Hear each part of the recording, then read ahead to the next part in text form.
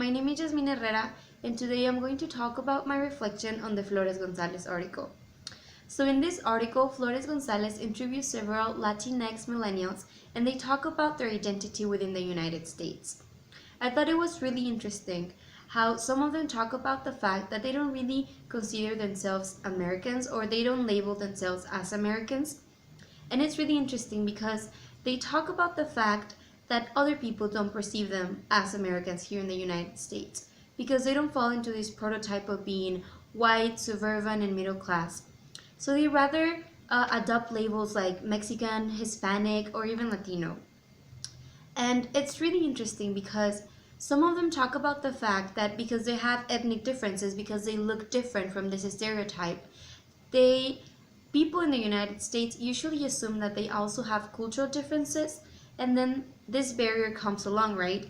Because people say, well, if they are culturally different, that means that they're not American, they're Mexican or they're Colombian. And this is actually not accurate for some of these millennials because they have been here in the United States for several generations. Some of them are third generation, fourth generation Americans, and they really live and embrace the American values of freedom and hard work. So these cultural differences are basically not existent, but it's basically just the physical what most people judge, and what that's why they kind of like just go to the label Mexican, for example.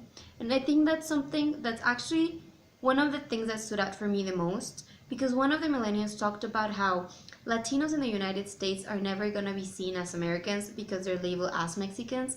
And this is inaccurate because not all Latinos are Mexicans. And even between the Mexican American community, we all look different. Some of us have blonde hair, some of us have lighter skin, others have darker hair and darker skin. So I think what Gonzalez Flores talked about the cultural citizenship, right? It's about this fact that we can embrace those differences, but we can still have that belonging to the United States. And I think that's something that was really prevalent in all of their testimonies, that okay, yes, we're different, ethnically we're different, but we share the same values as people who have been here and who actually fit into that prototype and that stereotype of Americans.